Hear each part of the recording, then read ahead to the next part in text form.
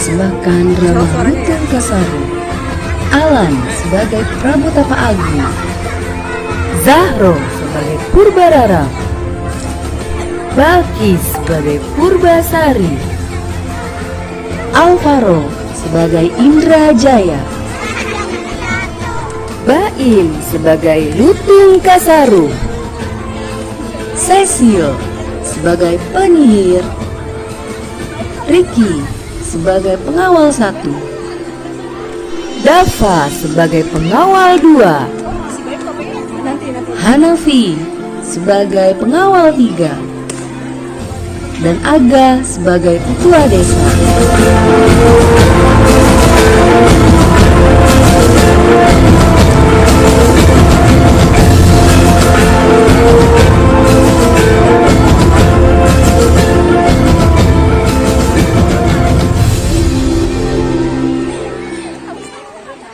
Alan gak usah turun harusnya ya.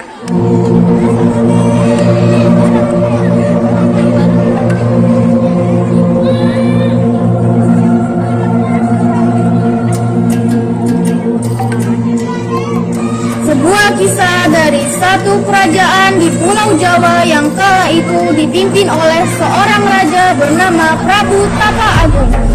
Prabu Tapa Agung memiliki 2 orang putri bernama Purbararang dan Purbasari. Suatu ketika, Prabu Tapa Agung yang sudah menua menunjuk Purbasari, putri bungsunya, sebagai pengganti dirinya sebagai pemimpin kerajaan.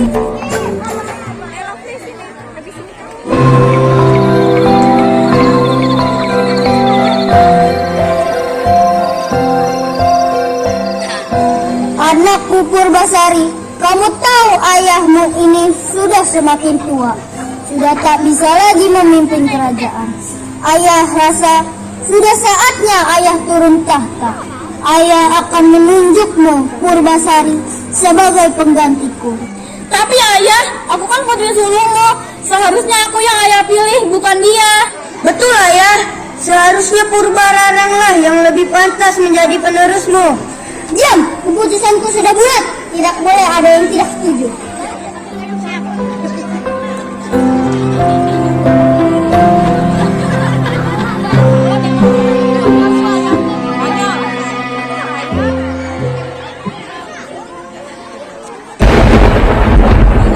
Kemarahan Kian memuncak membuat Purbararang berniat mencelakai adiknya. Ia meminta bantuan seorang penyihir untuk menyihir Purbasari.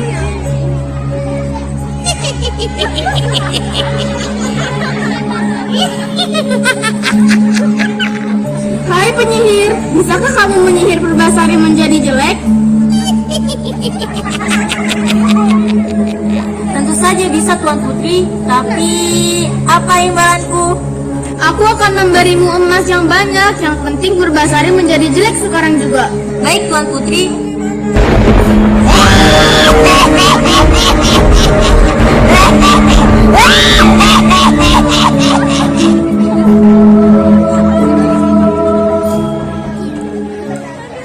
Penyihir itu pun membaca mantra dan keesokan paginya Purbasari menjadi jelek. Kulitnya penuh dengan total hitam.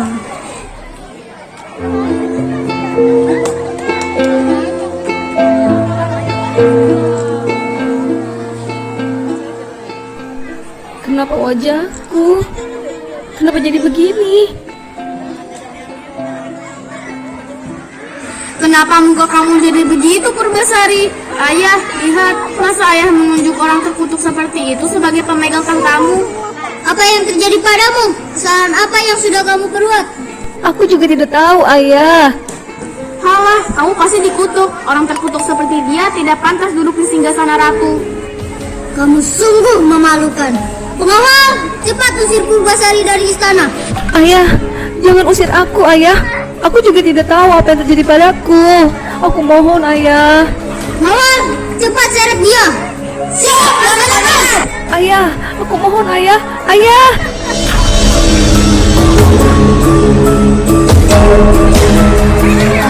Diusirlah Purbasari dari istana dan dibawa ke dalam hutan oleh para pengawal.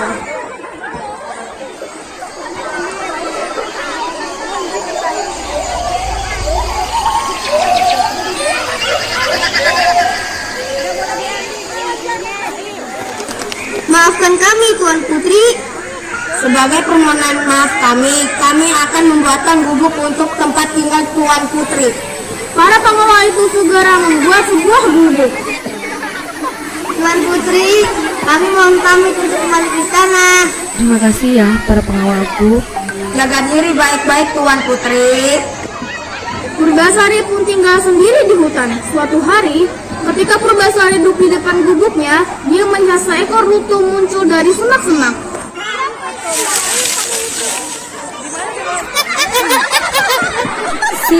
Siapa kamu? Jangan takut, nama saya Lutung Kasarung. Saya hanya ingin berteman denganmu. Akhirnya Purbasari dan Lutung Kasarung berteman. Lutung Kasarung sangat perhatian kepada Purbasari. Setiap hari ia membawakan bunga-bunga yang indah. Ya udah nggak apa-apa, udah pura-pura aja.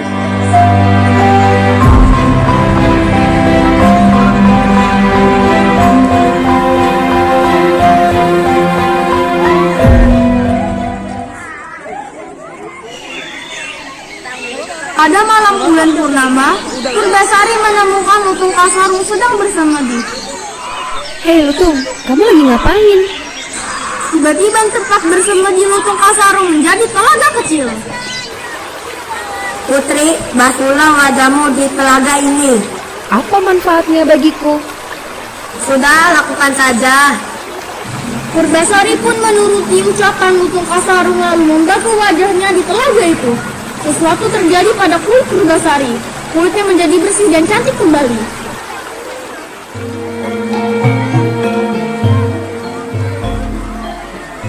Wah, wajahku kembali seperti semula.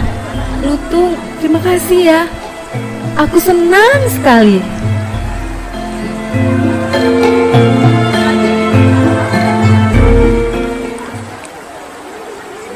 Keesokan harinya Purbasari dan Lutung Kasarung kembali ke istana.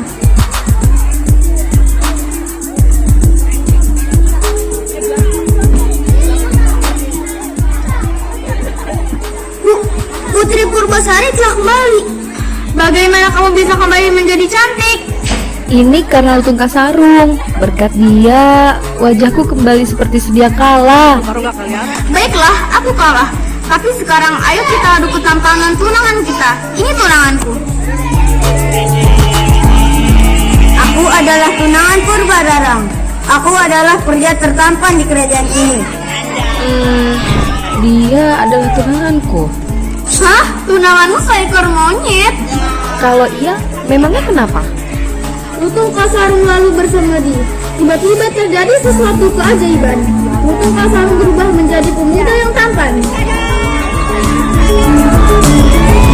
Lutung, ternyata kamu seorang pangeran. Tak Putri, aku sebenarnya seorang pangeran. Tetapi aku telah disihir menjadi lutung. Hanya cinta sejatilah yang dapat menghilangkan kutukannya. Baiklah, aku mengakui kekalahanku. Aku juga meminta maaf karena telah jahat kepadamu, Purbasari. Tidak apa-apa, aku juga sudah memaafkanmu, Purbararang. Akhirnya Purbasari menjadi seorang ratu dengan didampingi oleh seorang pemuda tampan yang bernama Lutung Kasarung.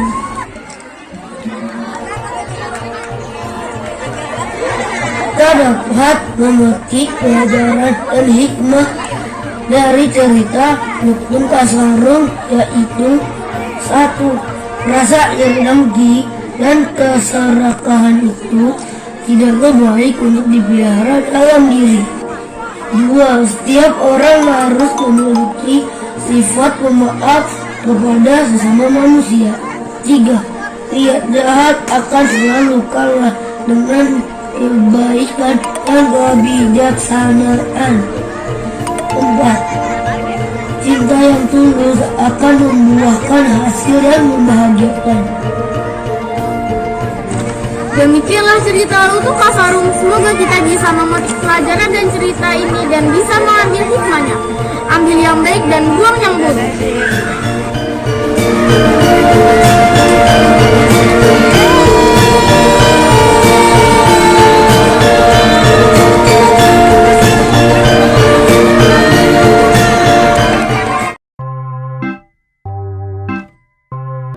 Baiklah, aku kalah. Tapi sekarang ayo kita adu ketampanan. sebagai permohonan maaf. Tuan Putri, kami mohon pamit untuk kembali ke istana. Putri, basuh. 2, 3. Putri, basuhlah wajahmu